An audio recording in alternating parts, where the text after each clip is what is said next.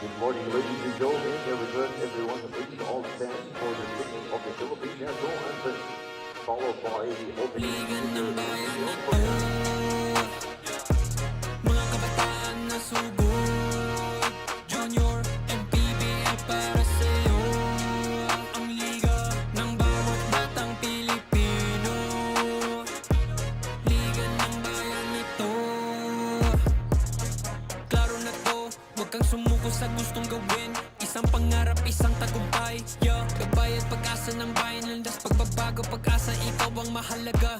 Iba't iba, pero isang halaga. Nagkakaisa, nagmamahalan, nagtutulungan. Liga ng bayan na to, mga kabataan na subok, Junior, MPBL para sa'yo.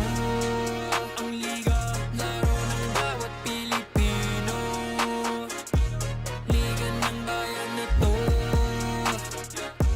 mga kabataan na subok, Junior, MPBL para sa'yo. Ang liga, laro ng bawat Pilipino, Liga ng bayan na to. Huwag ka matakot, kaya mo bang akyatin ang mundo? Bawat bukas may pag-asa sa'yo, yeah. Ito ang tulay ng tagumpay para lumakas ang iyong loob, MPBL, araw mo na, laro na to. Liga ng bayan na to, mga kabataan na subok, Junior, MPBL para sa'yo. Ang liga, laro ng bawat Pilipino, Liga ng bayan na to, mga kabataan na subok, Junior, MPBL para sa'yo. Ang liga, laro ng bawat Pilipino, Liga ng bayan na to. Junior MPBL, ang liga ng bawat batang Pilipino.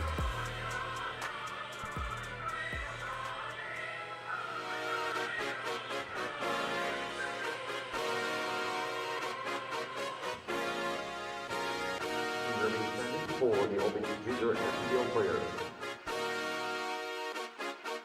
Liga ng bayan na to, mga kabataan na subok, Junior, MPBL para sa'yo. Ang liga ng bawat batang Pilipino, Liga ng bayan na to. Klaro na to, huwag kang sumuko sa gustong gawin. Isang pangarap, isang tagumpay, yeah. Gabay at pag-asa ng bayan, landas pagbabago, pag-asa, ikaw ang mahalaga. Iba't iba, pero isang halaga. Nagkakaisa, nagmamahalan, nagtutulungan. Liga ng bayan na to,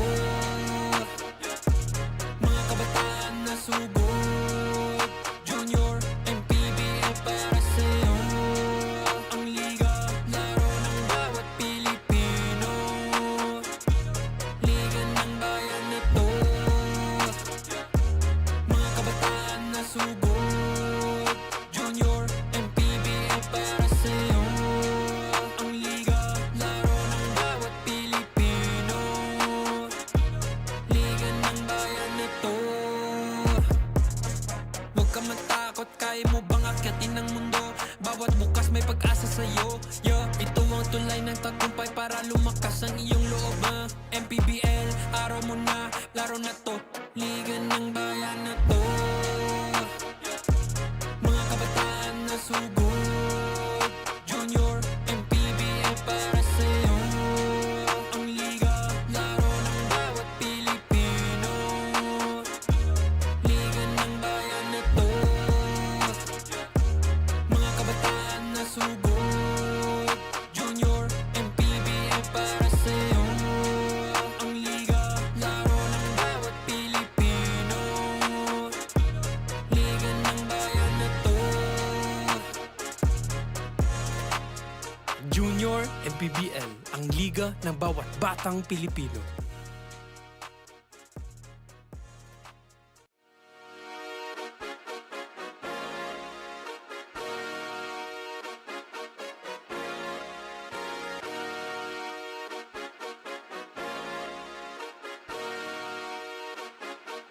Liga ng bayan na to, mga kabataan na sugod, Junior, MPBL para sa'yo. Ang liga ng bawat batang Pilipino, liga ng bayan na to. Klaro na to, huwag kang sumuko sa gustong gawin. Isang pangarap, isang tagumpay, yeah. Gabay at pag-asa ng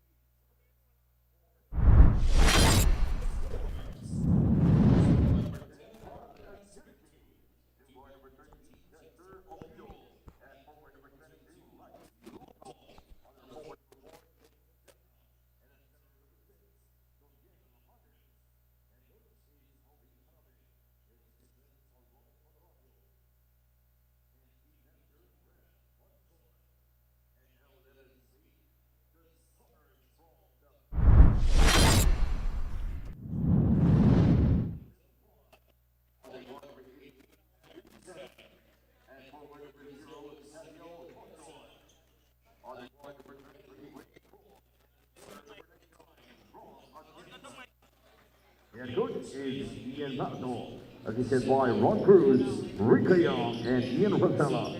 Team manager, Gilbert Tang. Officiating the ball game, Lloyd Grana, Eric Demapanag, and Tyra Fugad. Junior MPBL Executive Director, Mr. Dan Bono. Junior MPBL Commissioner, Mr. Keith Picasso. Ang Local Tower starters brought to us by Doride, ang bola ng Pinoy. Pasig beginning this ball game with Wang, Go, Tang, Hoson, and Atienza. Para naman sa Cavite City, it's Espiritu, Obido, Zerna, Lontok, and Arnes. In this 14-under matchup at first game natin of a 9-game slate. On this game day Saturday, hatid sa inyo ng Manny Pacquiao's Junior MPBL, ang liga ng bawat batang Pilipino. Bit of a delayed start obviously dito sa ating laro, but certainly these boys eager to showcase their skills in game 1 of 9 ngayong Sabado. Jaime Mendihar kasama nga Justin Almeda alongside Nicole Lim, bring you reaction mula sa Xavier School in San Juan. First possession, trying to pound it inside, shot a bit too strong, but there for the follow, and the foul is Lexi Lontok. This is our first time here in this venue for season number 3. And maagang-maaga dito, Justin, giving us a pound-for-pound fitness. Foul-counted move. B-Liga ready. A bit of confusion there for the players, Justin, thinking it was a 24-second violation, but just in the nick of time, Lontok able to get that follow, plus the harm. That's what I love about this Cavite team. They have a lot of length in their, actually, both front court and back court. Itong si Lexi Lontok, I thought he was a big initially. He seems to be playing a 2 or 3 position. For Pasig naman, Justin, obviously this is their first game here in season number 3. But just looking at the players na nakikita natin dito, no stranger to Junior MPBL basketball. And for one thing, it's also they also have this home court advantage. Maybe that can help with in terms of being their first game for this season. Could be a factor para nga dito sa mga Pasig Stallions natin, Justin. Is that something na plays a part for you as a player na pag familiar ka talaga sa court, maybe yung depth perception na tinatawag nga nila, no? And even yung talbog ng ring or yung basa sa board. Well, you know, they do practice here. They've spent a lot of time in this court. So there's that yung kapaan factor nababawasan in somehow. That comfort level, no? That even if you're not yet exposed to a certain court, and no longer making that much of an adjustment, talking about itong Pasig Stallions. Of course, this Pasig team. Formerly, no, it was a QC 828 last year. And I was talking to Coach Rica about it. Last year it was more of it was just one batch. Now it's multiple batches joining this Pasig squad, composed of their grade 8 and 9 players. So iba rin yung dynamic, right? Nitong 14 under team, especially of Coach Ian. Yeah, I remember yung kanilang team nga in season number 2. A number of holdovers. Tyrese Tang stands out para sa akin dahil one of their better players in season number 2. And I do feel that he is one of their key guys dito sa ating season number 3. Actually, that's correct. He was one of the highlighted players by Coach Rica, and said, I was asking, anong position nilalaro ni Tang? And she said, positionless na talaga ang basketball niya. So he can do multiple things on the floor. Making us look good, Tyrese Tang. Pagkatapos natin siyang pag-usapan, getting that first bucket para sa Pasig. And also playing above his age bracket, no? You said were you able to cover him in the 13 and under? It was Jordan Teng that I had a chance to cover. He's not yet on the floor, but yep, we get to see him later on. So that gives us an idea nga na mixed match itong Pasig Stallions, because for the likes of Josh Teng, I mean, see this move from Tyrese Tang. Shades of his father, of course. You can see immediately the burst of speed that he has. No, one notch above the rest.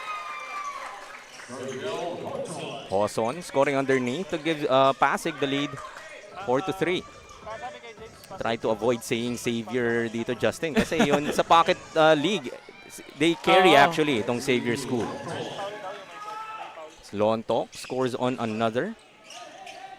4 points early para kay Lontok, and immediately a 1-2-2 or a 1-2-1-1 ang nakahanda para dito sa Cavite City. Interesting to see that they're putting Lexi Lontok at the middle of their 1-2-1-1 press.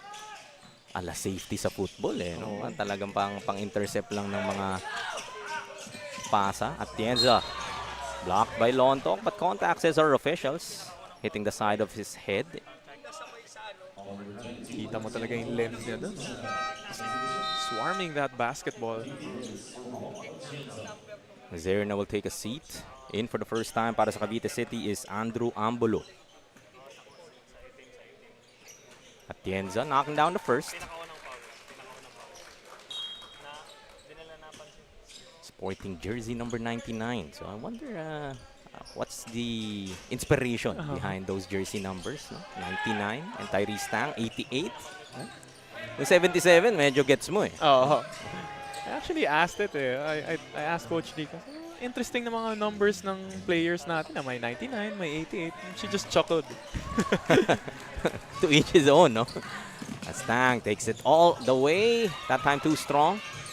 Put back, still no go para dito sa Pasig. Tang once again powering his way through. And I think that's a part of his game, I would say, Justin, no? Compared to season number 2, that in that move alone, malalaman mo na kagad na this is one kid that doesn't shy away from the contact. You can see right away the conditioning that he has. That was 2 offensive rebounds right away for Tang. And sporting the wristband as well on his shooting hand. There's something about lefties, Justin. I think we've mentioned this before, no? Pagka kaliwete yung bumibitaw, kinda is can catch me by surprise kapag hindi na shoot. Parang automatic shooter ka na kaagad. Mas, for some reason, no? Mas graceful tingnan talaga mga lefties. No look inside. Shot too strong. They get another opportunity is Cavite City. Ayaw pa rin. Third serving. Finally, that will fall para kay JC Sinconigue. Of course, JC Sinconigue, staple here sa Cavite City MTJH. Coming off the bench pa nga dito, no? I believe he was the best player of the ball game. Brought to us by Chef's Magic in their previous assignment.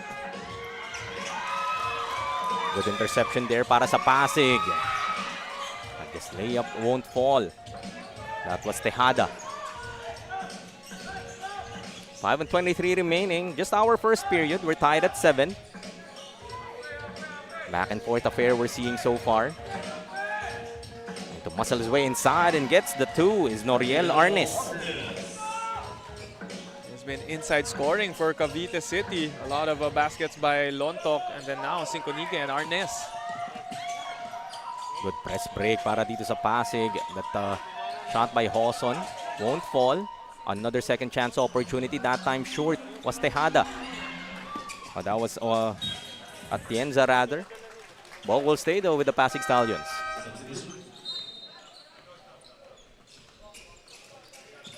We're seeing a little bit of contrasting styles with these two, no? More of inside scoring for Cavite, and para naman sa Stallions, yung scrappiness nila. More of aggressive drives inside. At sinabi mo nga kanina, no? Coach Rica pointed out na positionless itong Stallions. And I think the system that XAVIER in general is running, no? Yung talagang balanced yung kanilang nagiging atake. And I've seen that in full display in a number of their games sa Pocket League natin. That there's not really one key guy that you would want to, maybe get 20, 30 points even, right? But it's more kind of what they want to execute in terms of their program. I remember we covered XAVIER the first time in their first game in the 9 and under tournament. And yeah, we were talking about it. No one would really stand out going for that overall approach. Ball goes back to Cavite City. Couple of empty possessions here for both squads. 9-7. Slim 2-point lead here enjoyed by the boys in white. Trying to execute on their half-court set. And ito na nga, they go to the block. Sinconigue, kick out. 3 won't fall there para sa Cavite. Ball is loose. Picked up by Pasig. Tang ahead of steam. Goes to his strongs. Just offhand. Pero hindi niya ma-elude yung defense ito ni JC. Malakas din sa kabila. Another follow. So, Cavite City, like you said, Justin, no? Just pounding the ball inside. Just going to the big men na meron sila. That time around, it's Diom Dizon getting the follow.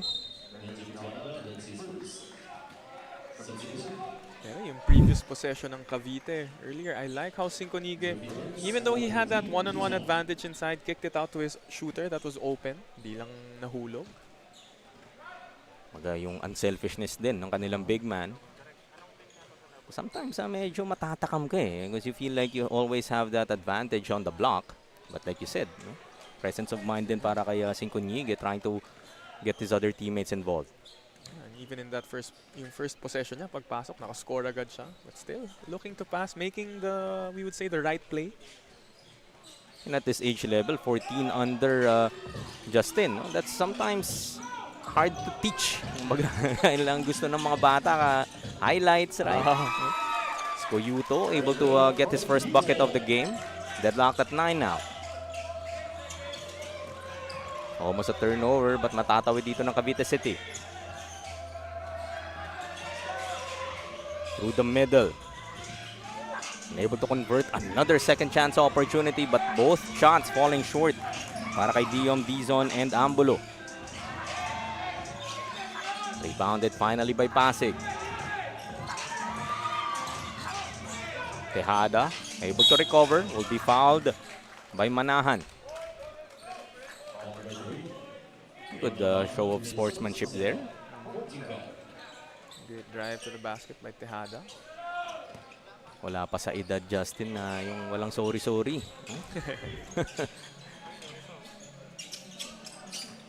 Under 2 minutes to play. Nice drop pass, but Pasig couldn't convert inside. Tejada almost getting that finish. They get another opportunity. Go with a floater. And we'll get the friendly bounce. A couple of attempts there by Pasig. Finally, on the third attempt, it went in. Turnover para sa Cavite City. Babalik dito sa Pasig Stallions ang bola. Now up by 2. Looking to extend this 2-point advantage to end our first period. That shot, I would say that's the home court bounce. Pasig looking good so far. It doesn't look like it's their first game of the season. Another floater, that time short. Put back para kay Go. Still won't fall. Third opportunity coming up empty pa rin itong Pasig. Takbo tayo sa kabila. It's a good setup job. Finishing is Dean Oserin. Immediately going back to this press itong Cavite City. Stallions has done a great job, no? Na breaking itong press ng Cavite City and able to convert on the other end. That's Santiago Oben. Finding a way to break that press, and you know that is the gamble when there is a press break. When you deploy a press. Pag nabe-break yon, usually it becomes a 2-on-1 advantage and becomes fast break points. Credit to PASIG Stallions. So parang it seems like they're prepared na magpe-press nga itong Cavite City. Obviously, Cavite City has had a number of games that maybe Coach Ian Mazo was able to observe nga on what they want to execute defensively. And mukhang may baon na sila dito sa laro natin, avoiding those turnovers on the backcourt. Of course, they are a school-based program, so all year round, nagtitraining tong mga to, and they are exposed to high-level competition in their school leagues. That was Huang rather, finishing off the window. Last shot time para sa Cavite City, trailing by 4. Just 2 seconds to shoot. Way off in that attempt was Dean Oserin as the buzzer sounds to end our first 10 minutes of action. It's 15-11. Sa PASIG Stallions enjoying this 4-point advantage kontra Cavite City Alpha Sports. And look at some highlights brought to us by Chef's Magic. Some great inside presence for Cavite City. On the other hand, for PASIG, it has been their fast break points, their relentless attack inside, giving them this short advantage. Abante nga ng 4 ang PASIG Stallions, 15-11 kontra Cavite City at the end of the first.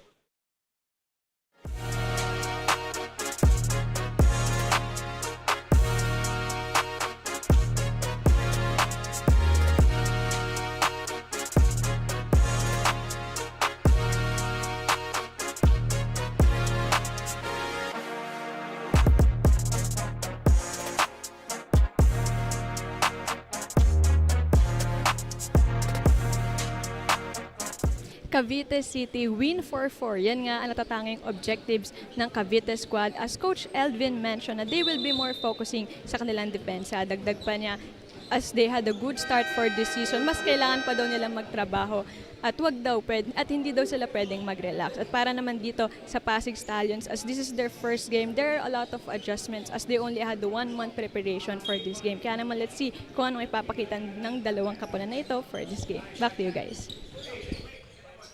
Thank you. That was Nicole Lim with that report, helping us navigate the sidelines for the first 4 games ngayong Sabado. And Cavite City, that defense, yung at least the full court press that they were able to prepare dito sa ating first period, just in number of times that PASIG Stallions able to get that ball across, and like you pointed out, taking advantage of those 2-on-1 or even 3-on-2 numbers, and they take with them this 4-point lead dito sa ating second. Oh, maganda yung ginagawa nila. They are able to break that initial trap, and yeah, it's been working to their advantage so far. Stolen away by Cavite City. A burst of speed para kay Ambolo and finishes on the fast break. Maganda yung pagpasok na ulit, no? He had an early exit in that first quarter, and then coming back, being involved in multiple plays. Make that back-to-back baskets para kay Ambolo. Tabla na tayo dito. 15 apiece. And I like what Nicole mentioned in her report. You know, for some teams, 1 month preparation, matagal na yun eh, no? Pero for them, being a perfectionist and gusto nilang, they want to be prepared for this tournament. It was 1 month, seemed like it was not enough for them. Kumbaga yung standards din siguro na gusto nga nilang makamit dito. And like you pointed out, in terms of the composition ng kanilang teams, it's a mix. Right? So maybe that's the adjustment that Nicole was pointing out. How to kind of get that chemistry, yung cohesiveness ng koponan na to, no longer just one batch. We're tied at 15. 8.5. Nalalabit dito sa ating second period. Loose ball scramble. Number of players on the floor. you don't mind diving dito sa ganitong klaseng court. Beautiful court din na meron tayo dito for the first time here in season number 3. Very common here sa mga 14 and under bracket natin. Players just diving on the floor, really not giving an inch.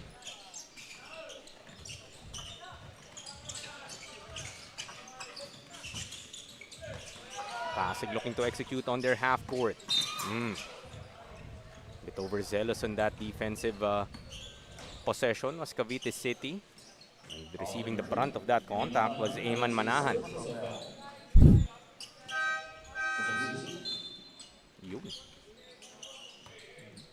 What would you say, Justin, no? For Manahan, parang just try to get that stance going ba? Or trying to close out early dito kay Atienza? It looked like a late close out for Manahan, so he should have just stayed a bit lower. Maybe anticipate na lang, since na-late na siya, anticipate where the offensive player was going. This is Atienza called for that foul, just his first.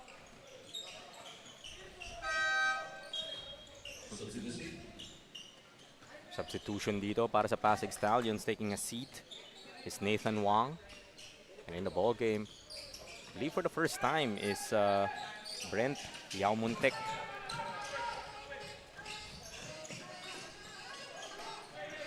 Under 7 minutes to play. Cavite City trying to be deliberate dito sa kanilang half-court set. No JC Sinconiga though that they can go to on the block. Pulling up for Trey. Overshooting that one, so hindi pa mahanap ng Cavite City yung range nila so far in this game as players stepping on that baseline. Ball goes back to Pasig Stallions. This 5-man unit of Cavite seems to be working for them. Already 3.5 minutes gone by. Wala pang field goals itong Pasig. Just when we were saying na Pasig Stallions has done a great job getting that ball across. Dito sa pagsisimula ng ating second period, the number of turnovers na commit nila in that press ng Cavite City. Great adjustment naman so far for Cavite. It's a type of pressure na, I mean, yes, you may be able to break it, but baka yung payoff din naman nito, bandang dulo rin para sa pagod nitong Pasig Stallions. Great aggressive attack, finishing with his left hand is Ralph Atienza.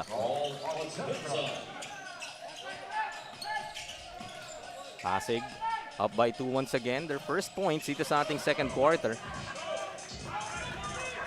Tang back in the ball game as well para sa Pasig. Goes to Atienza. Attacks once again.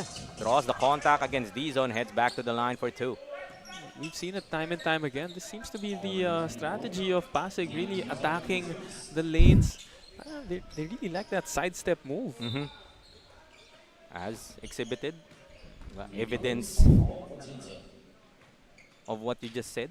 Atienza and able to score that first bucket nga para sa Pasig. I like the aggression ng pinapakita nga ng Pasig dito. Whenever they get that ball across, isay nasa isip nila, no? Parang find that blue shaded area. Even si Tang a while ago, ganun din yung mga moves niya. Sidestep, using the glass. Missing on both charities though was Atienza. So lead sila at 17-15. Ambolo.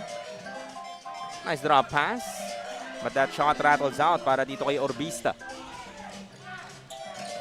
Tang once again. This time, Nang. Good fake. Overshooting. That floater. Saving it to the wrong player was Orbista. And Tang says, thank you. Lucky break there. Orbista not giving it to the right man. Yung sinasabi ng coaches minsan, Justin, no? Na pagka ganun, wag mo na lang sanang isave. No? Just let it go out of bounds as D-Zone answers on the other end, cutting the lead down to 2-19-17. May onting gulat factor lang. Eh? Pag save niya, not enough time to think and just try to save that ball. Instinct mo nga naman is iligtas nga naman ng bola. Great assist there. Setting up D-Zone for that bucket. Outside shots hasn't been a premium for either team. No three-pointers have been able to convert so far dito sa ating laro. Well, Cavite does not take a lot of three-pointers. In their previous game, they only went 1 out of 3. Something that they can work on. It's always good to have that outside shot as a weapon. And with weapons such as JC Sincuñigue nga, why not? Paluwagin mo pa yung ilalim. As Cavite City will call for a timeout. Down by 2, 19-17. 4:04 remaining dito sa ating first half.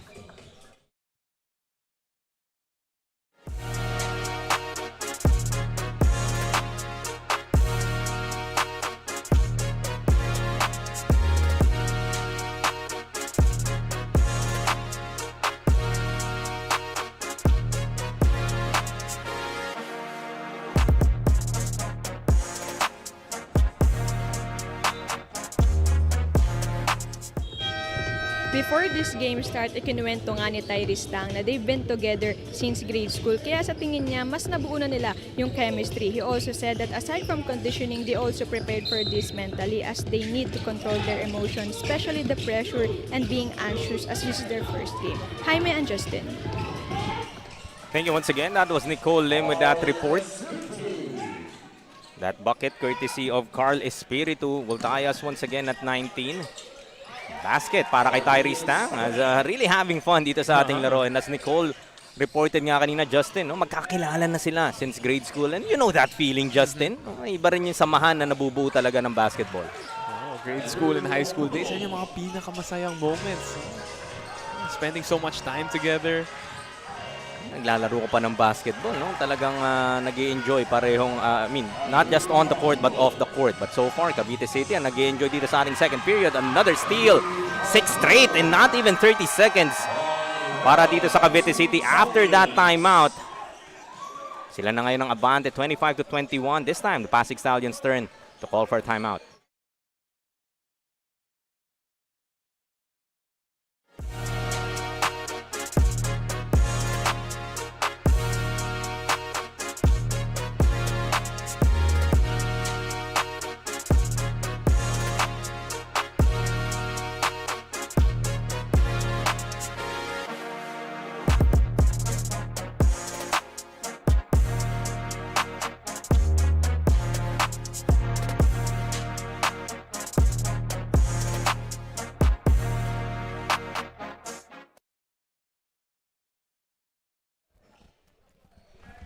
Three and 20 remaining dito sa ating second quarter. A 6-0 run binitawan dito ng Cavite City after that basket by Tyrese Tang para sa PASIG Stallions.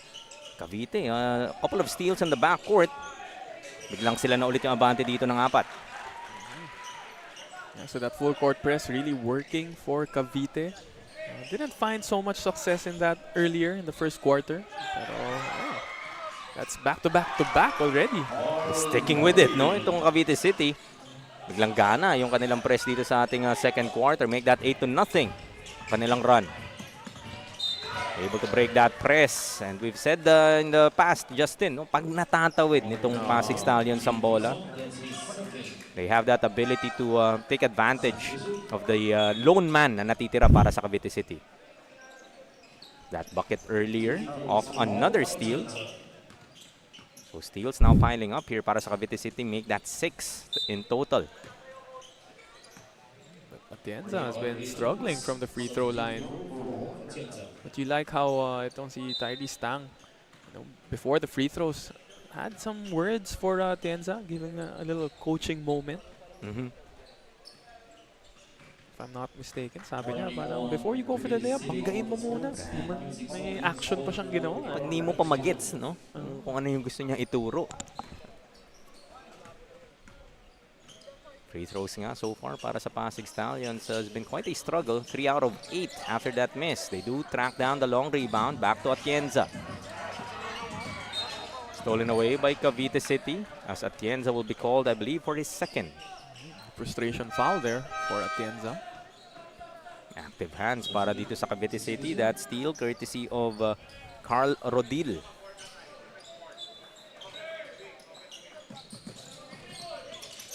This time, itong PASIG naman na nagde-deploy ng press.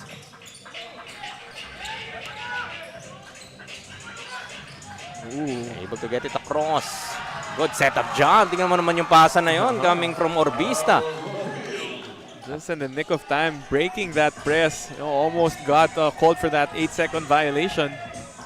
Sabi ng Cavite City dito, Justin, kaya din namin yan. Take advantage of the press break.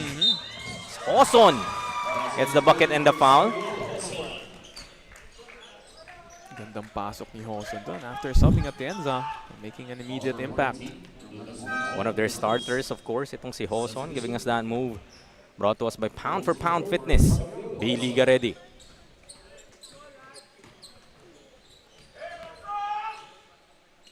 Bonus free throw. Still won't fall. But look at Tang. Fighting for that offensive rebound. Pulls up for 3. And knocks it down. Showing us the outside game as well. 11 now para kay Tyrese. Floater on the other side. Too strong. Long rebound. Makukuha ng Cavite City. Orbista. Short jumper. Ayaw mahulog para kay Mongkal. Takbo tayo sa kabila. 90 seconds left here in the second. Tang gets the ball stolen away. A 2-on-1. Behind the back. Ooh. Plus the foul. What a highlight play para sa Cavite City. Naman naman yung dalawang guardian ng Cavite, Justin. That was Rodil getting the bus, the behind the back pass. That find, no, para kay Espiritu. Alam niya na aggressive si Tang trying to get that chase down. Kumbaga, he was using it as a bait. Trying to sell that he was really going for that layup.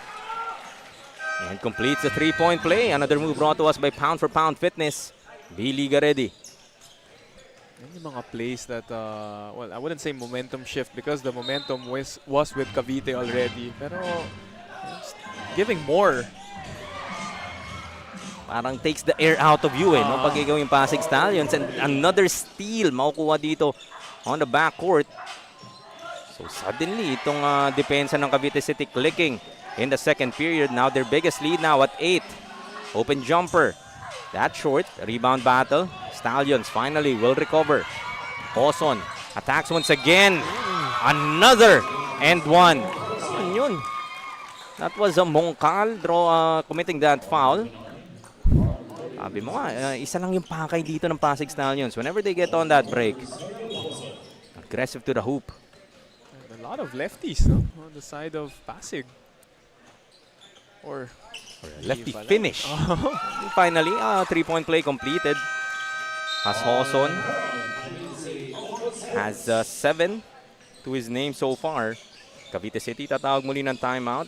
Still up by 5, 34-29.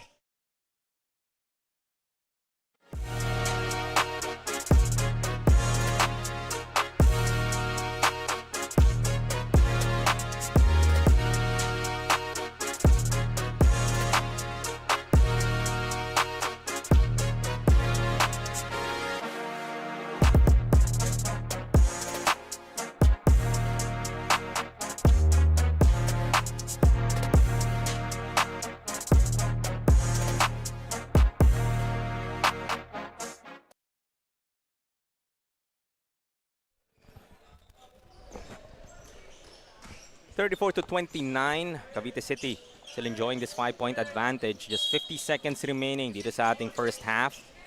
Pasig Stallions, bit of a struggle dito sa second period, Justin, after taking that 2-point lead with them at the end of the first quarter. Yung press break that they were able to figure out in the first 10 minutes has eluded them dito sa ating second period. But Hoson has really been saving Pasig with the 2-and-1 plays. The lead was already at 8 points. This time, the Stallions will call for some time. 33.4 seconds ang lalabi dito sa ating second.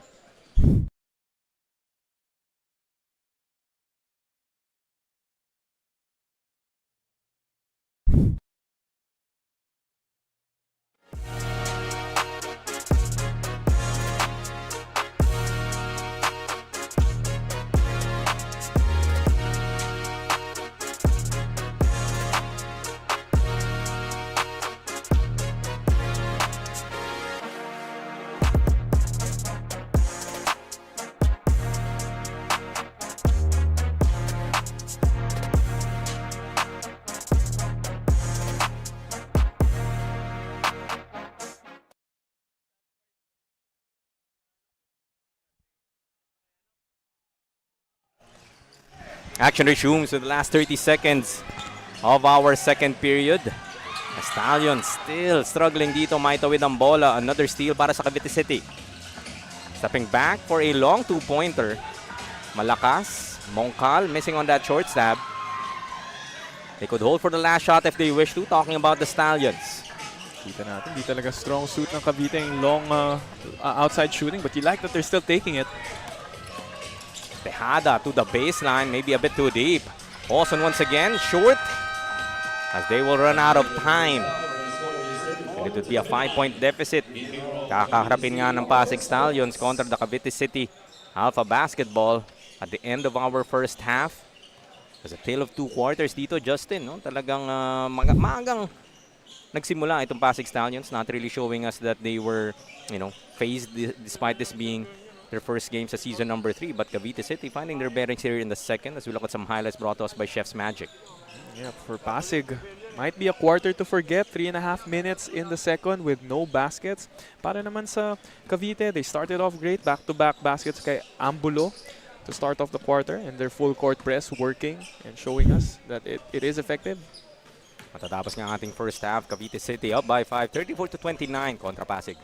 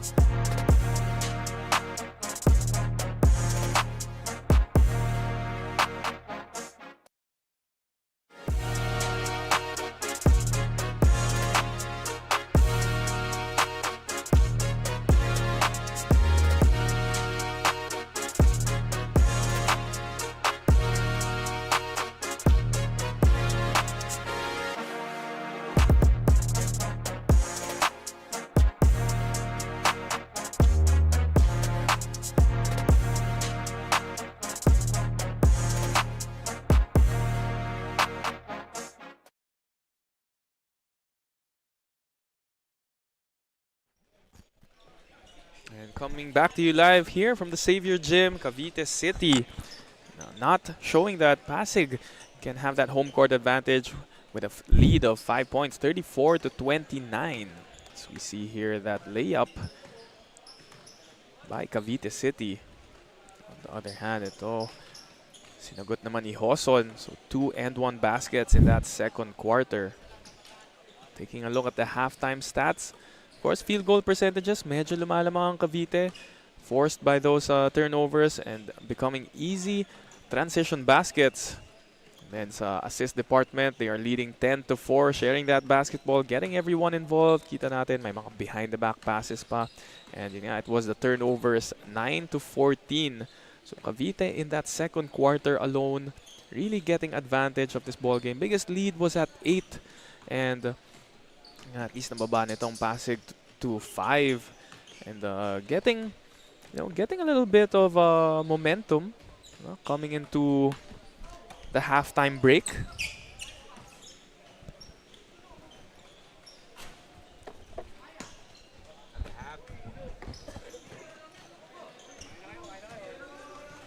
Second half just about ready to resume. Some Cavite City players just warming up dito, and certainly para sa Pasig Stallions, nakikita pa natin Coach Ian giving them a set of instructions, having that inability, or I would say challenge, bringing down that basketball, especially in that second quarter. What was once working for them in the first seems to be something that they weren't able to figure out in that second period. What would you say, Justin, didn't work in that second period? Biglang nakaabante itong Cavite City. Yeah, I would really it's more of the maybe the first game jitters that are coming into play. I would think that itong Pasig have a press break planned already. Maybe nagulat lang sila, no? At saka mahaba rin yung mga players ng Cavite. So they have that ability to get in those passing lanes na naaagaw nila, nasusundutan nila. So, we'll see. Cavite City naman, no? Kind of turning that around. 23 points in that second period. Outscoring nga itong Pasig. Just 14 points. And even the first, I believe, 3.5 minutes, like you said, no? Hindi talaga nakahanap ng field goal itong Pasig in that second period. At saka dun sa halftime stats natin, medyo mataas yung turnovers ng Pasig, 10. And Cavite, only 4. To take care of that basketball itong Cavite City. They go underneath. Collapse na yung defense dito ng Pasig Stallions. Able to force that turnover. Go. Pulls it back. They will reset. Tyrese Tang.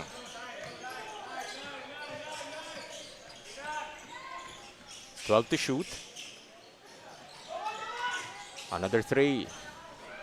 Still no 3-pointers for either team. Go. Now Tang.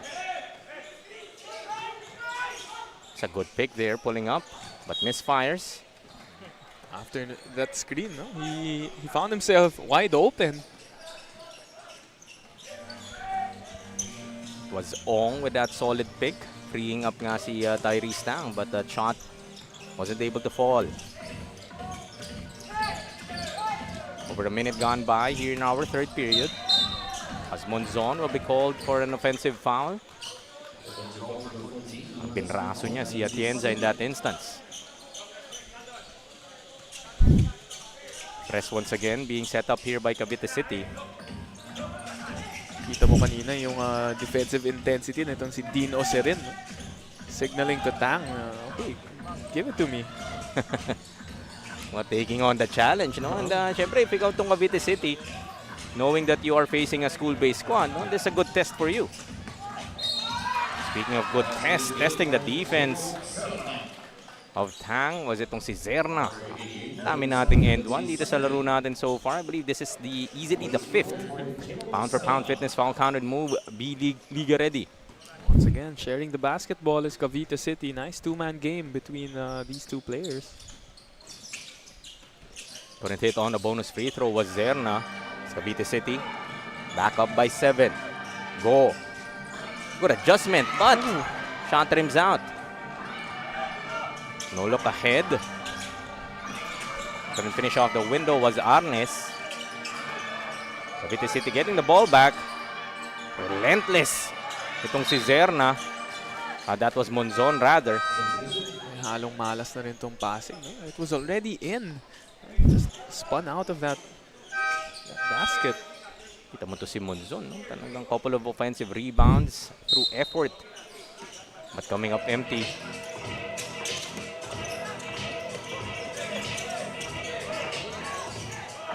They're able to break the press. A player alone on the other end, but a foul is going to be given up here by Cavite City. Oh, missed attempt there. Already had the Ong open. Sorry, Hoson.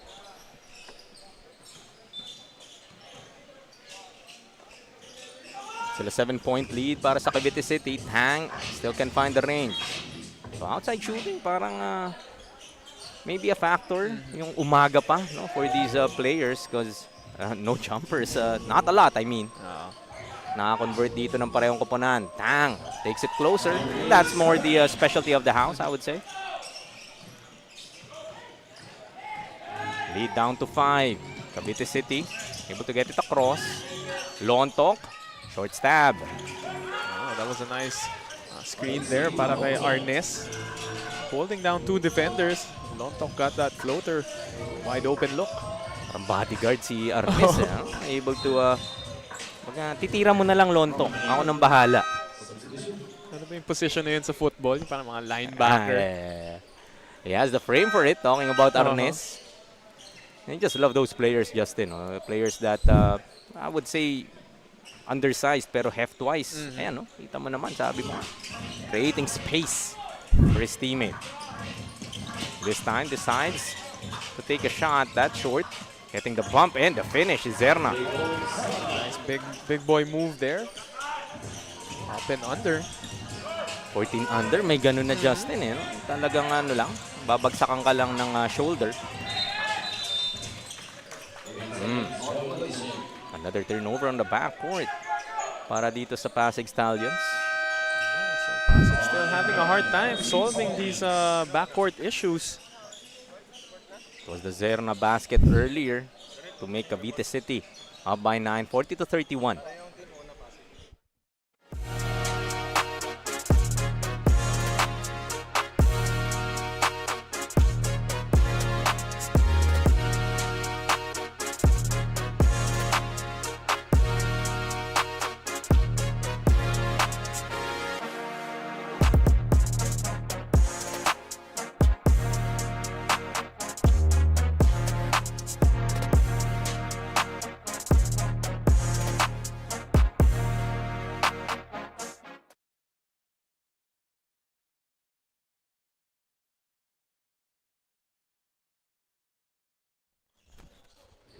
During the halftime break, Coach Ron mentioned that they need to apply what they did in practice as he also motivates his players na wag matakot so they would execute their play well. At para naman sa koponan ng Cavite City, Coach Elvin emphasized that for this quarter, they will be focusing sa kanilang transition defense and speed para daw mapanatili sa kanila ang lamang. Jaime and Justin.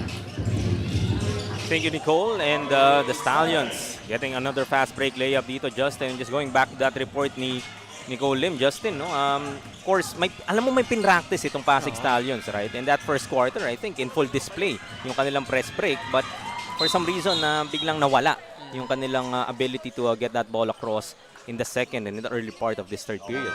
So it's just a matter of consistency dito sa PASIG. You know, like you mentioned, they have practiced these, pero yeah, execution na lang talaga ang kulang. Bit different din talaga, no? When you translate what you do in practice into the actual ball game. Hindi nga naman nila nakapractice itong Cavite City. Of course, you have to question din, nagkaroon ba sila ng mga tune-up games? Because it is a different story when you're playing against kayong magkakampi and you play as a whole, 15-man strong. Try to simulate it as much as you can, no? Prior to your first game nga dito sa ating season number 3. While for Cavite City, you also have that feel na alam na nila yung gusto nilang execute. Have already a number of games under their belt. Oh, and also undefeated, 3-0 itong Cavite City. Huwag ka nang lumayo. What they've been doing throughout the season number 3 has been working para sa kanila. Stang gets a steal. Stang talagang bumubuhay dito para sa PASIG Stallions. Has 19 now. Lilipad sa kabila. Layup is short. Stallions now getting some rhythm. Down by just 3. Awson asking for it. Might have taken an extra step, and yun na nga, Atienza will be called for a traveling violation. Atienza has been struggling so far. One of the key players as mentioned by Coach Rica. Naman yung galaw na yun. Tyrese Tang showing us he's a cut above the rest. Ooh. Tyrese trying to make a case sa ating officials. That hop step. I wasn't able to see. Did he land on one foot? That could be what he was called for. No? Medyo malayo dito sa angle natin. But nevertheless, kita mo yung aggression niya rin sa defensive side. Trying to get it inside. Big boy JC. Couldn't get it to fall. Scramble. Ball will stay with Cavite City. This is what seems to be working for Cavite. Yung mga big men nila na may heft. Ever since they Sinconige entered the ball game, medyo nahirapan na tong PASIG to get inside, to get those layups. Hindi naman yung easily. You could say a distinct advantage para dito sa Cavite City. Although Sinconige back on the bench here. We'll look to review that last possession. It was initially called Cavite City Basketball, but I believe a challenge para dito kay Coach Ian Mazo. And this type of ball game, no? Every possession counts. Huh? Just 3 points separating both these teams. Okay, I could see why he could make a case na bola nga dapat ng PASIG Stallions. Just checking now if it hit that black shirt right there. It appears it was the right hand of Obido, but might have hit the black shirt even after. So coach's challenge is unsuccessful. Cavite City will inbound from the baseline. Trying to extend this 3-point lead. Now play underneath, getting the bucket. That's Espiritu to up the lead to 5 now. After a made basket, automatic, no? Para dito sa Cavite City to just set up that press. Foul's gonna be called here. Oh, it's not wasting any time after that basket. Ready to try to force another turnover. Alam mo, praktisado din talaga, no? You don't have to call it out. Made basket, this is what we go to.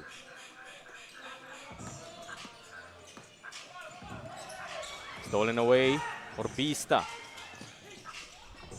Tough shot. Rebound battle, makuha muli ng Cavite City as a foul will be whistled here. Against a Stallion on the line is Lonto. Adjustment that PASIG needs to make is to avoid the corners in that press break. If they can hit the middle and the guards just flash in the corners, then that's one way that they can take care of this problem that they have.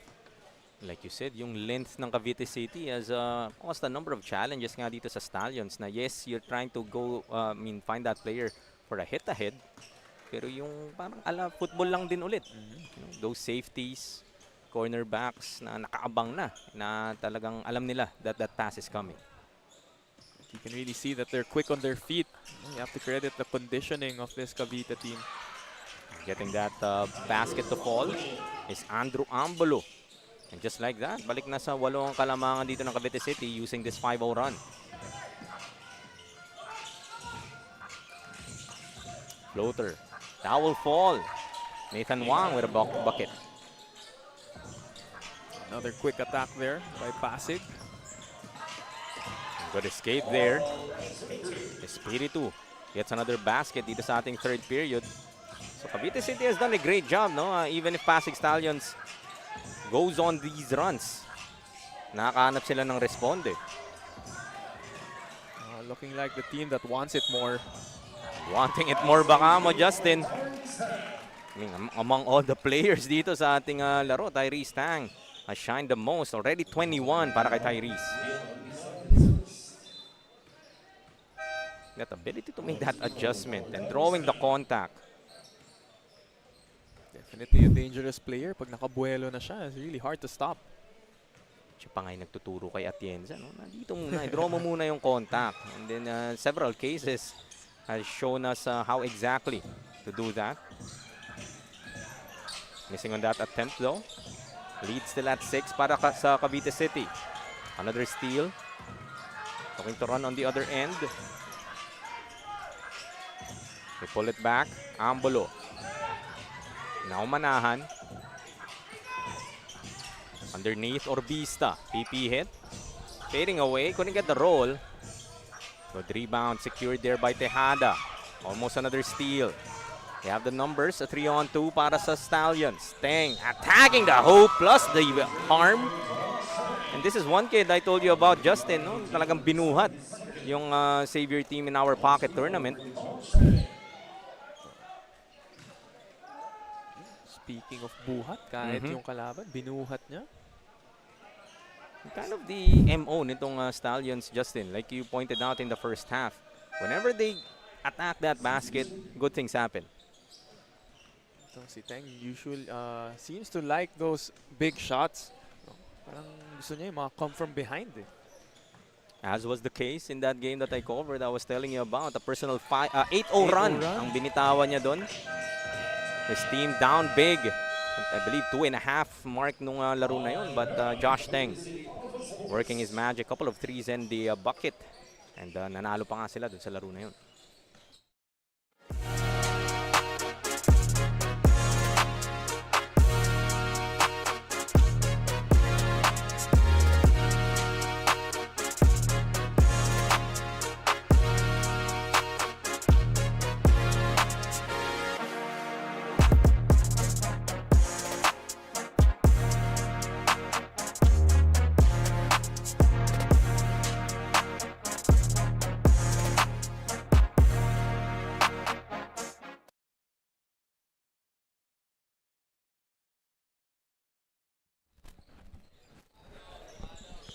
47-44, just 50.8 seconds left dito sa ating third period. We're talking about it, Justin, no? Yung mga Cavite City's ability to find the response whenever naghahabol itong Pasig. But you also like the effort of the Stallions. The time and time again, within arm's reach pa rin itong Cavite City. Oh, but Pasig needs to be consistent here. They have found solutions for that full court press, pero pag lumalapit nga, medyo bumibitaw na naman. Still no three-pointers for either team. Ambolo. Outside Manahan. Ambolo once again, just 5 seconds remaining on the shot clock. They have to put it up. A second to shoot. Almost beating the buzzer was Orbista. Babalik ang bola dito sa Stallions. So in the half-court set, you could argue na itong Stallions are able to stop itong opensa ng Cavite City. Well, they did take out their big boys, no? JC Sinconigan not in the ball game. He was the reason why they had a lot of points in the paint. Interesting strategy na hindi pa siya binabalik. Manahan will be called for a foul. Going to the line is Nathan Wang. Good execution of that press break. Taking advantage of that 3-on-1. Of course, Nathan Wang earlier had that floater from the free throw line. That's exactly what you want to see if ikaw naman si Coach Ian, Justin, right? I mean, Tyrese Tang is doing Tyrese Tang things, 21 points, 7 rebounds. But who else other than Tyrese could actually step up para dito sa Stallions or relieve some of that pressure? Oh, well, I would say that it is Atienza. Ralph Atienza has that ability to get in. He has the same moves as Tyrese Tang. Likes that side step, likes to go to the basket, draws a couple of fouls. He just hasn't made those free throws. And it could be a different story kung pumasok yun. Manahan, set up by Orbista. Another follow. Headed to the line is Ambolo. Cavite City, Justin, they just have that knack to get those offensive rebounds throughout this ball game. Not assuming that any of those baskets will be missing. I think a number of rebounds already via the offensive type para dito sa Cavite City.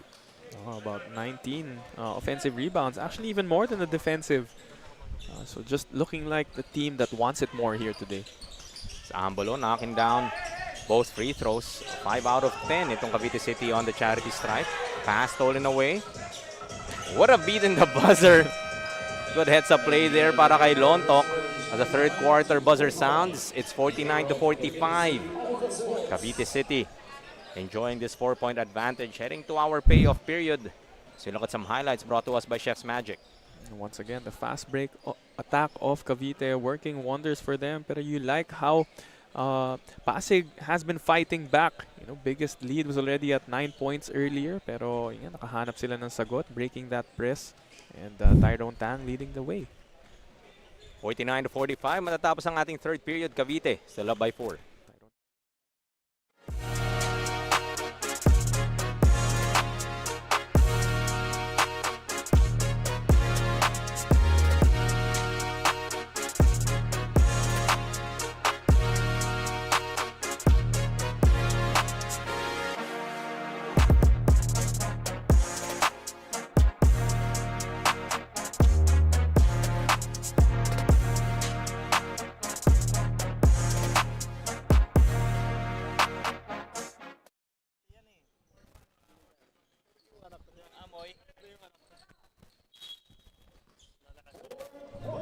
We're on to the final 10 minutes of action of game number 1 of a 9-game slate. Hatid sa inyo ng Manny Pacquiao's Junior MPBL on this game day Saturday.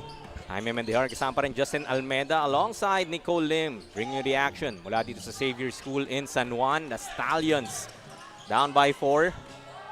Heading into our fourth period.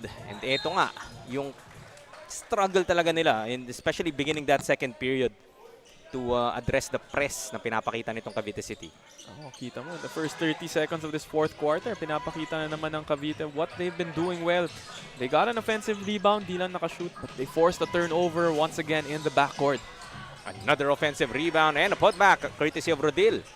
One of the smaller players on the floor as well. Boxing out, being a problem here for Pasig. Come up with another steal, but stolen away by Huang para sa Stallions. Will stay with the Stallions. First bucket makukuha dito ng Cavite City in the fourth. Led by as much as 9, like you said, Justin. Look at Rodil. Talagang out-positioning yung Pasig in that instance. 21 na ang offensive rebounds ng Cavite City. This is Gobing Huy. I believe also playing in the pocket tournament. 3-on-1. Spiritu. Very unselfish, setting up Ambolo. Some give-and-go action there. But a 3-on-1 fast break. Balik sa 8 kalamangan. High off the glass. That won't fall. Atienza finally getting a bucket. Like you said, Justin, this is one player that could heat up para sa Pasig.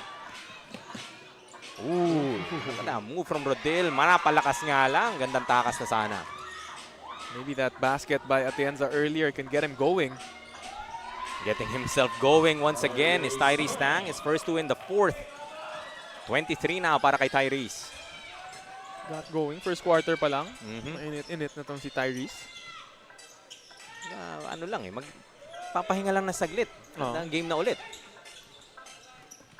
Ambolo to the baseline, getting the contact. Shot won't fall. Tang looking ahead once again. Go. His pass deflected. Gets the ball back. Setting up the 3. Coyuto misfires. As the player is down on the floor, play is stopped. I believe this is Orbista para sa Cavite City. Not quite sure what happened there. Seems to be holding his left foot. Natapilok. But if you're Pasig, something that you don't want is yung parang isang player lang yung babantayan mo. You don't want Tyrese Tang to be the only person that the defense has to key on. So you really need other players to step up. Give credit din dito kay as we see that play muna. Oh.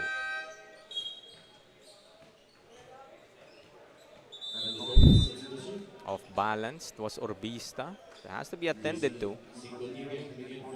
Going to that point earlier, Justin, no? Tyrese Tang, yes, I agree. Parang you don't want just one player to be able to create yung offense para sa'yo. But credit to him, he's been trying to get those teammates involved. No? Yung mga pasa niya nga kapag siya yung nagbababa ng bola, able to set up on those fast break attempts. So he's trying to get his teammates involved knowing that kailangan mo rin. Hindi naman pwedeng ikaw lang talaga. Even when you get others involved, it's a setup for you to score easier. Lead sila at 4, 53-49. Ambolo. Setting up this 3 from Rodil. Off to the left. Another offensive rebound. Sinconigue will be fouled on his second attempt. Limited minutes para dito kay JC. But every time he's on the floor, kita mo kagad yung impact nitong batan to. I would think they would keep him out of the ball game just because Pasig likes to run. But so far, hindi mo nakita yung advantage ng Pasig sa bilis with Sinconigue on the floor. Mukhang yung concerted effort nga nitong Cavite City to go on that press, right? Trying to play that speedy type of basketball. Kaya limited nga itong minutes so far ni Sinconigue. Missing on both charities. So it's still 53-49 in favor of Cavite City. Stang draws the contact. Ano naman yun? Ano heads-up play para dito kay Tyrese Tang.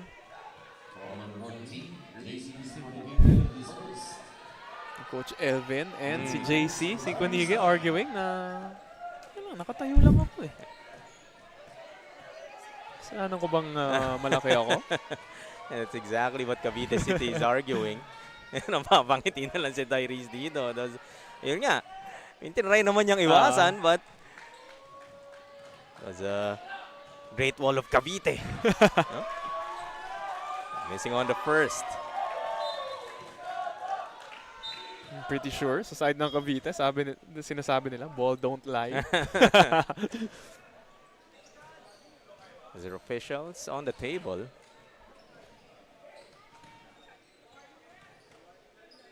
They already meted the warning kanina for resentment to a non-call, if I remember correctly.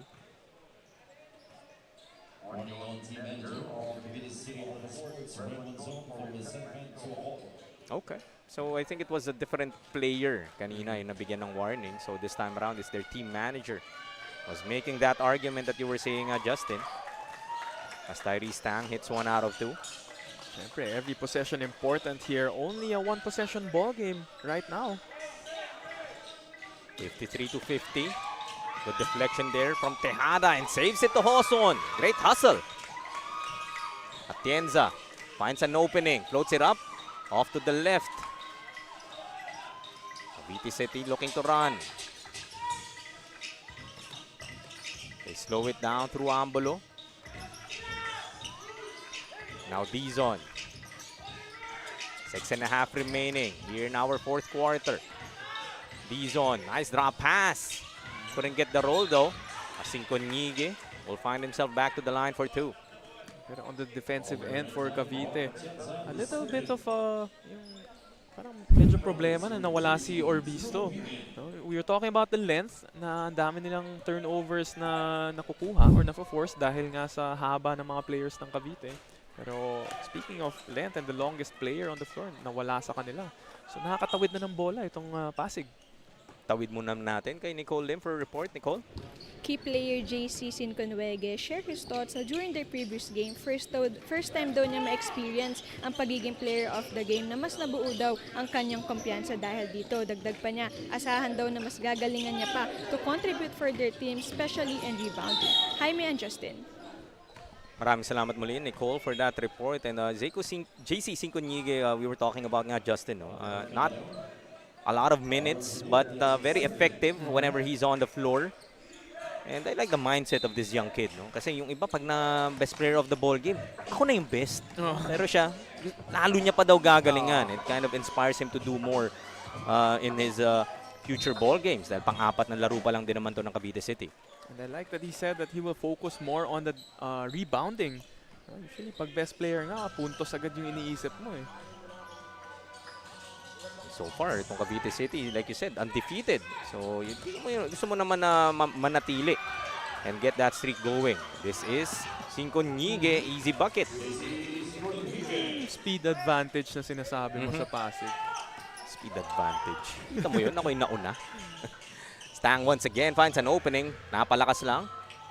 Couldn't clean it up. Third opportunity, Atienza finally. There you go. Atienza. Answering the call nga para dito sa Pasig Stallions. Pass just a bit too strong. Unable to track it down was Dizon. I believe that was Atienza's 4th point already. So somewhat nakakapag-settle down na siya. Dami na niya mga tira kanina na tutukan. Hindi lang na siya shoot. A great adjustment. And kung may oras naman to get that offense going, this is it. 5 and 18 left in this ball game. Stallions playing catch-up for much of this ball game. Aside from having that 4-point advantage nga at the end of the first, has been Cavite City to creating that separation and keeping it. Sabi nga nila, no? It's not how you start, it's how you finish. That's Coach Ian Mazo para sa Pasig Stallions. They will inbound from the baseline. Tang from the corner. Outside shot still. Couldn't convert for either team. So preemptive foul given up there. And yun na nga, unsportsmanlike ang itatawag sa Atienza trying to stop that fast break para sa Cavite City. About to say, lucky, a good foul there para sa Pasig, but yeah, the referees did call it a advantage foul. We'll have to take another look. So I don't believe there was any other defender ahead of Atienza.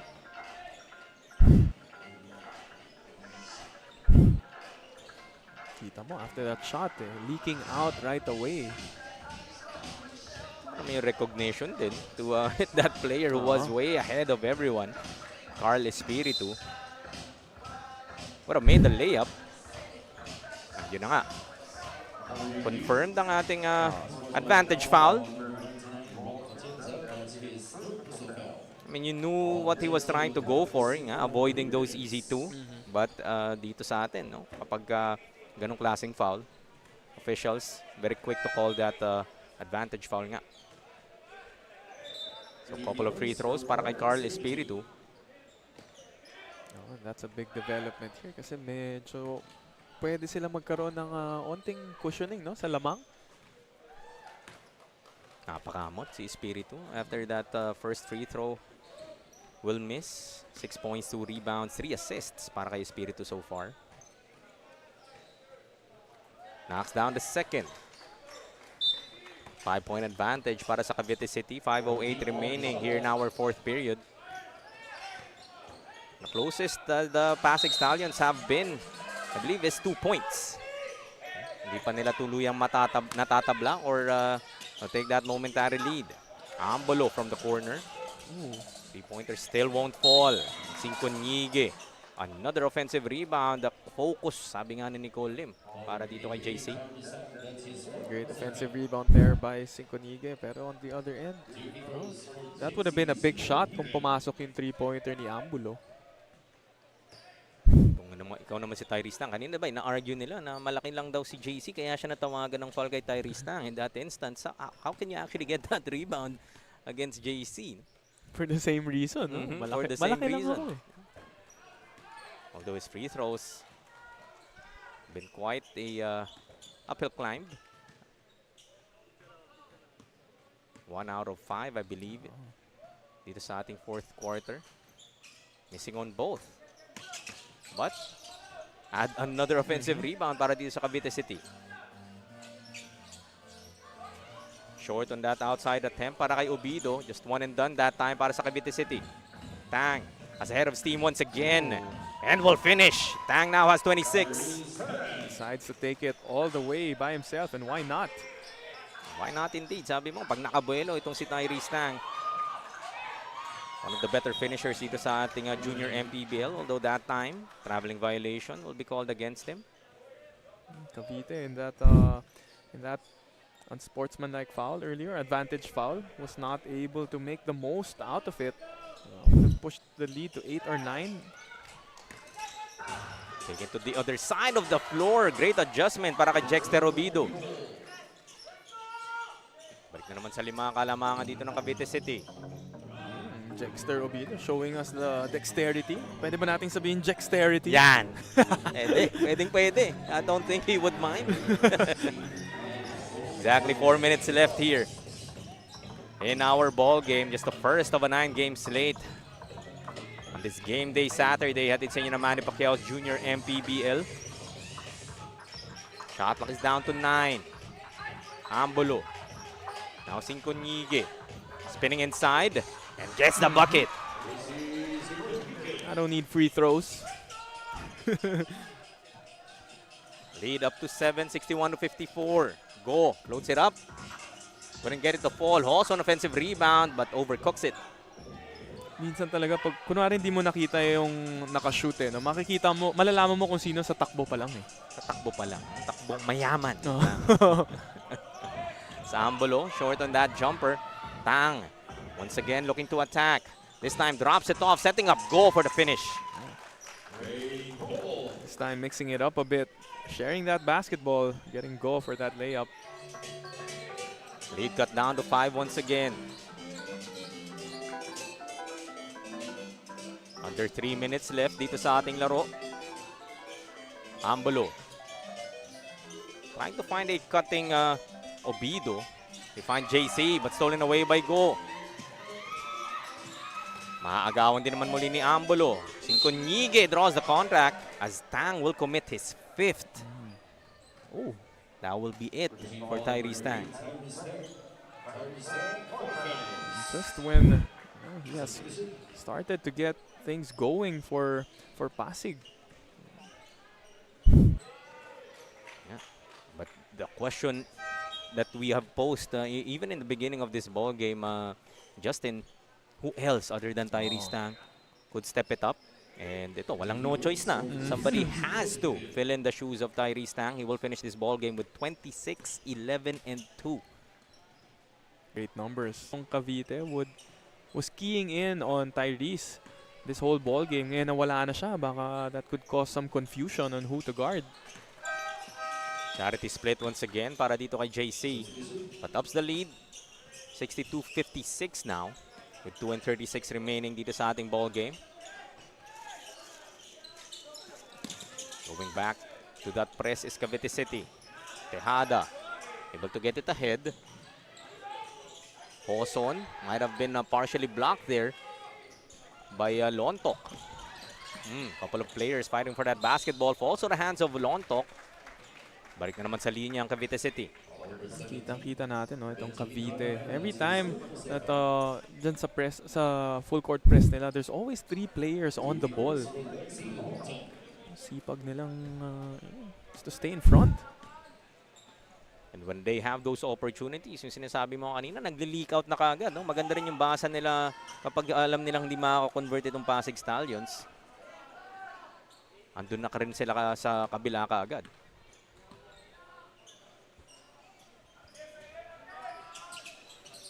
Couple of misses though para kay Lonto.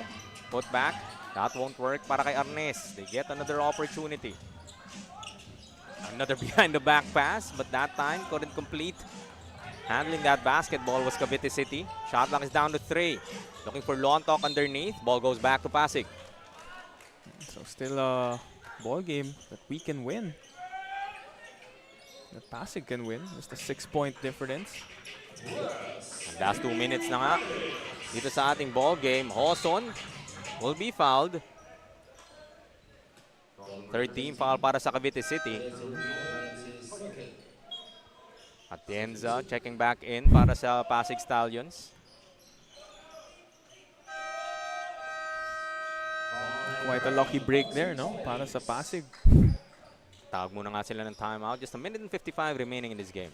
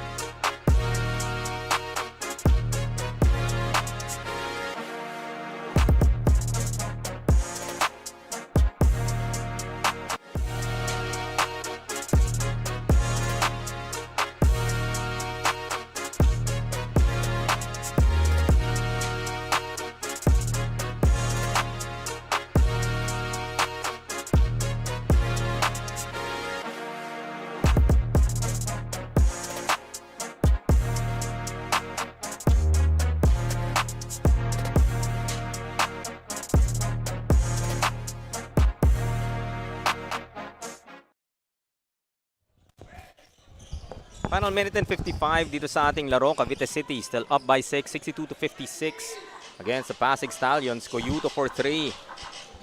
Now won't fall. Rebound battle. Babalik ang bola sa Cavite City. So neither team able to find the range from beyond the arc. Just a lone 3-pointer here out of a total of 21 at 14 under division. If you have it, certainly a problem para sa kalaban mo. Oh, that 1 3-pointer by Pasig was right here on our side, no? That was Tidy Stang earlier.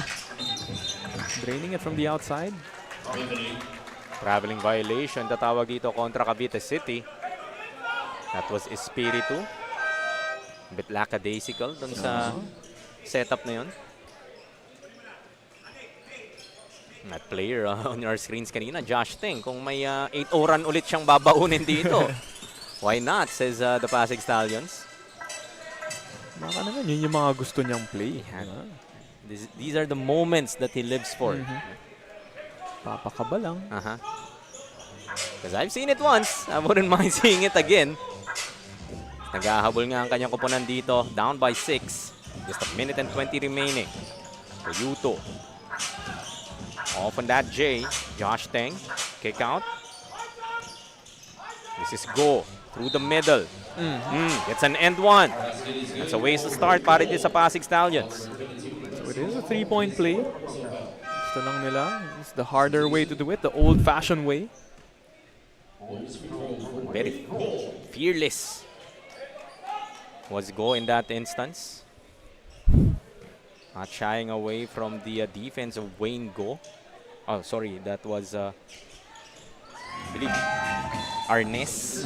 Noriel Arnes of Cavite City. It's a 1-possession ball game. A minute and 6. Nalalabi dito sa ating laro. Ambolo. It's been top scoring para dito sa Cavite City. Already has 16. Trying to go inside. Arnes kontra Hoson.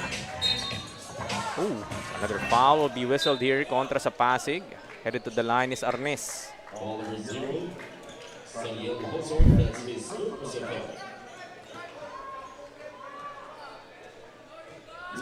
There was contact.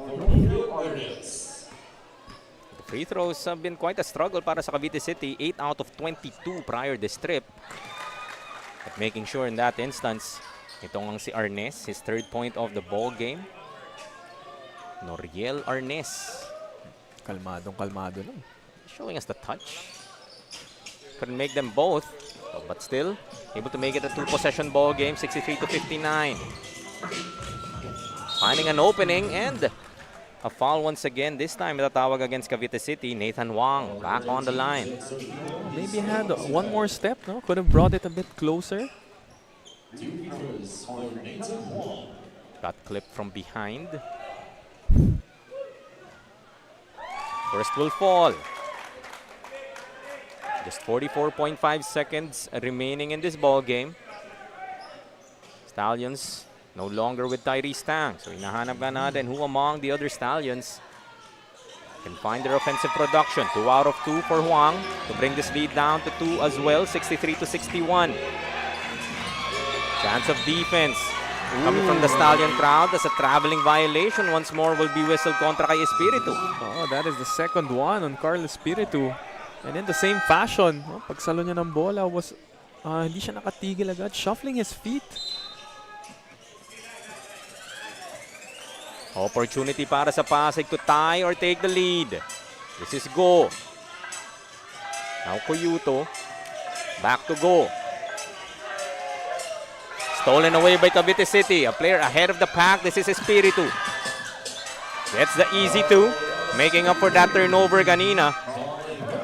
This might be just the separation Cavite City is needing to secure this victory. Only 22.1 remaining dito sa ating laro. Cavite City up by 4. Take another look. Ahead of the pack. Lead up to 4.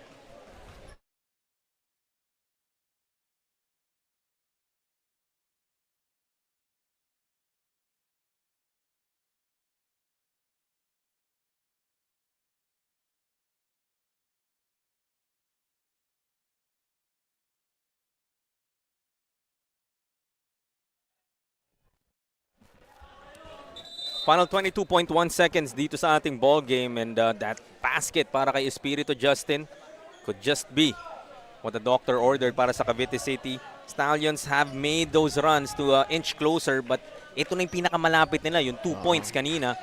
But every time, able to weather the storm itong Cavite City. Oh, and sayang yung possession ng Pasig doon. They weren't even able to get a shot attempt, even just to tie the basketball. But you like what Carl Espiritu has been doing. You know, he did have 2 crucial turnovers, pero staying with the play, next play mentality, and nakabawi siya with that layup. Pasig an opportunity to come closer. Jumper won't fall para kay Atienza. Under leak out. Espiritu na naman. A bit too deep. Nagawa ng bola, makuha ni Atienza. Just 6 seconds remaining. Cavite City still up by 4. Yet another steal. That's been the ball game para dito na sa Cavite City as Espiritu scores on another to make this a 6-point victory. For Cavite City will remain undefeated dito sa ating season number 3. Make that 4-0 now for the boys from Cavite. And for the Stallions, a gallant stand certainly. This is just their first game dito sa season number 3. Pero it has been that same story, no, from the mid-second quarter until the ending stages. Pasig always trying to come back pero kinakapos lang once na dumidikit. Cavite always having this answer, especially with their full court press. Talagang yun din yung baon nila, knowing they already have 3 games na laro nila dito sa ating season number 3, and I would say showed that experience or displayed yung kanilang composure despite numerous runs coming from the Pasig Stallions. Gandang performance din, of course, for Tyrese Tang. No surprises there. 26 points to go with 11 rebounds. But yun nga, maybe some players that they can expect more offense then in their future games. I really feel like Itong si Ralph Atienza just struggled today. You know, we see the flashes of brilliance na kaya niyang pumasok sa loob, even challenging the bigger defenders of Cavite. You know, just maybe a bit of jitters. Baka na-excite lang masyado today. A couple of missed layups, but of course, it is their first game and pwede pang makabawi. Dito naman sa Cavite City, 3 players in double figures. Leading the way is Ambolo, had 16, Espiritu 11, and Rodil also has 11 points. But yung steals talaga nagpile up para dito sa Cavite City. That press, especially in the beginning of that second period, pinahirapan talaga itong Stallions. Just able to have that luxury to go back to that defensive press, forcing those turnovers and getting easy baskets. And even sa dulo, makikita mo, those are the types of baskets that they were getting to weather the storm nga nitong Pasig. Yeah, Pasig was able to solve those problems with the steals, pero nung na-solusyonan nila yon, ang naging problema naman was once again yung offensive rebounding ng Cavite. And they ended with 30 offensive rebounds. That is way too much. It's something that Pasig needs to address in their future ball games. Samantala, punta na tayo kay Nicole Lim, who is with our Chef's Magic Player of the Game.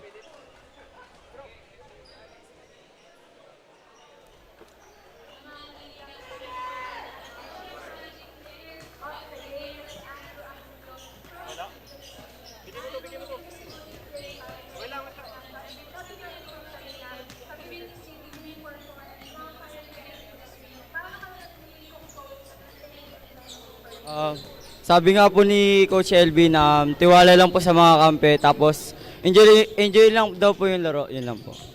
Andrew, meron ka bang gustong batiin o pasalamatan? Shoutout nga po pala sa mga tropa ko dyan po sa Manggahan, tapos sa nanonood po sa mga magulang ko, sa tita ko. Shoutout po sa inyo. Shoutout din po sa sa coach ko na si Junju Cecilio, hindi dahil sa yun, wala po dito. And shoutout po sa sa girlfriend ko, si Akiko. Once again, congratulations to our player of the game at sa buong Cavite City. And now, let's take a look to our assist man and defensive player of the game, Jaime and Justin. Salamat muli, Nicole, and congratulations Andrew Ambolo for being our Chef's Magic Player of the Game. Tyrese Tang, siya naman nating hihirangin. The Hustle Club Defensive Player of the Game, 11 rebounds, 4 steals, and a block for this PASIG Stallion. Excellent debut here in season number 3. Another award bibigyan natin dito. Don Benitos, Assist Man of the Game. Carl Zedric Espiritu, 5 dimes naman for this young kid. Able to make up for those couple of turnovers nga Justin, that next play mentality that he applied. Scoring those key baskets to secure the victory para sa Cavite City. And that will be a wrap for our 14 under game. Game number 2 coming right up. This time in the 16 under division. PASIG Stallions pa rin going up against the Cavite City MTJH Basketball Academy. Diyan lamang po kayo. More of Manny Pacquiao's Junior MPBL when we return. Liga ng bayan na to, mga kabataan na sugod, Junior MPBL para sa'yo. Ang liga ng bawat batang Pilipino, liga ng bayan na to. Klaro na to, huwag kang sumuko sa gustong gawin. Isang pangarap, isang tagumpay, yeah. Gabay at pag-asa ng bayan, landas pagbabago, pag-asa, ikaw ang mahalaga. Iba't iba, pero isang halaga.